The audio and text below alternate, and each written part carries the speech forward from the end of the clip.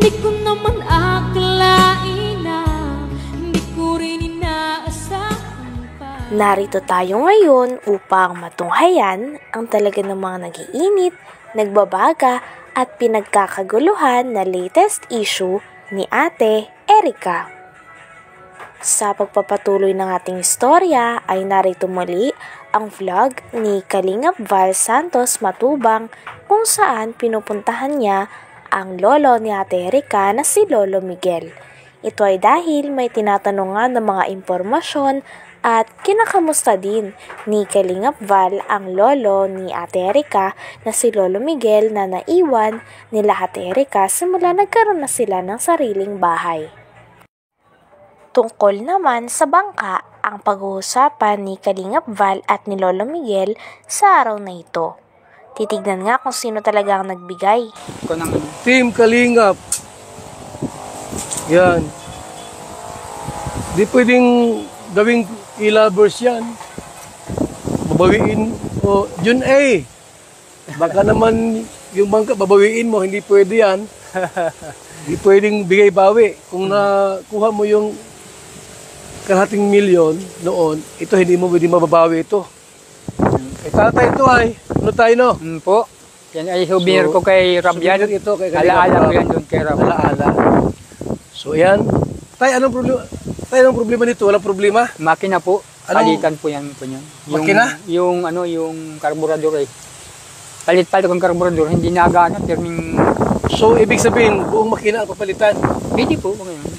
So, ito po, anong size dito tayo? Makina tayo? Kasi yung yung Hondang yung... Anong laki tayo? City media. Ha? City media. 7.5 na Hondang makina? Yung pong makina naroon sa bahay, tiyanggal ko. Tinanggal mo? Yung Kimbo, tiyanggal ko po. So, ang ganda ng dagat natin, oh, mga Kalingap, oh. Yan, oh, yung dagat, oh. At, napakagandang lugar dito, mga kaibigan. Napakalamig ng simoy ng hangin. At mahangin dito. So, ito na yung bangka po. Ito na po, may problema lang sa makina. Bakit na nagka-problema sa makina tayo? Nasira po yung yung karburador. Binibirag Nasira yung? Karburador po. Karburador? Pinalitan ko, ayun pa din. Okay. So, okay lang po yan kasi makina yan eh. Tao nga nasisira, makina pa kaya. Diba? Ito po yan.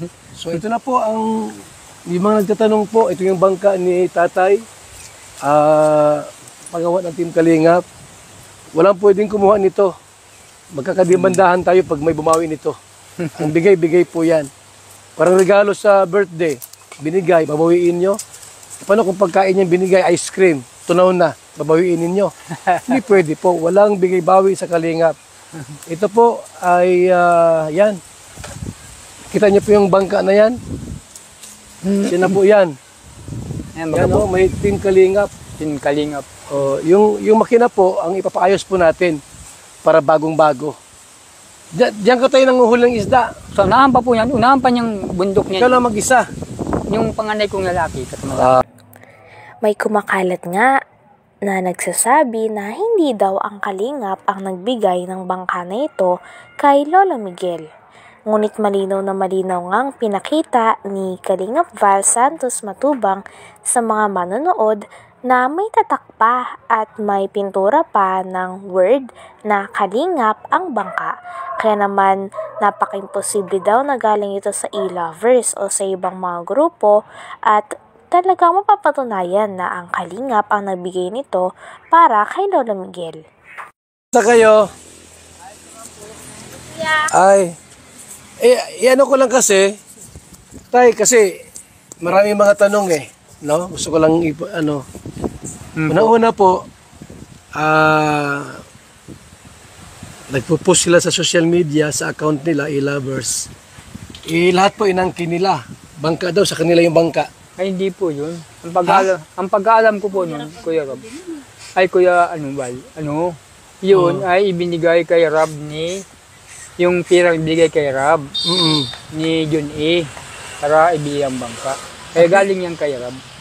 Tapos yun daw po mga gamit sa loob ng bahay, saka yung bahay, e-lovers na nagpagawa. Hindi po kay Jun A yun galing.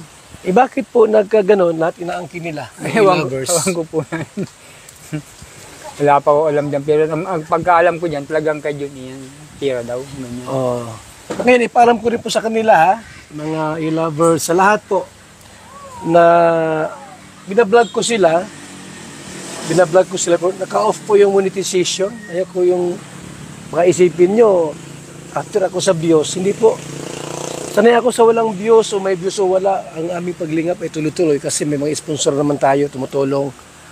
Sa ating programa po, isipin mo tayo ang pabahay ng Kalingap, umabot ng 223 housing project. Yan po ay mula sa mga sponsor natin, kita ko sa VSM Kalingap Kape, kasi maraming order po ng ano po natin, yung ating organic coffee. So yung kita ko dyan, pinatutulong ko sa ating pabahay. Kaya yung ating po mga vlogs dito, naka-off ang comment, ano niyan, naka-off yung monetization. Parang wala kayong masabi.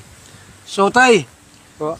kaya ako nandito para ipaalam ko nga, sabihin sa iyo na yung bangka pala ay hindi ano, Ay, hindi po yun. Yun po ay, sila ang bigay niyan. alis po yan kay Rob at ibinigay kay Rob ni John E. yung pambili niyan. So maliwanag po mga kalingap, wala pang e-lovers noon. Wala pa po yan. Wala pang e-lovers po, may bangka na po siya. Totoo po yan. Totoo po yan, sabi ni tatay. So tay, tamad ka raw, sabi nila. Ay, kalukuhan. Hindi ka raw nag-iisda ng nalaot. Ay, paano makakalaot nga niya? Akit na nilang tapaayos yung pa nga yung makina. Ay, hindi makakatog pa. Sira yung bangka. Ay, yung ano yung... Pero hindi ka naman tamad. Ay, di po. Sinasabihan pa nga si Lolo Miguel na tamad daw at baka nakaasa na lang ito kay Ate Erica at sa kanya nga po na kapatid din ni Ate Erica na si Sheila May. Ngunit itinanggi ito ni Lolo Miguel.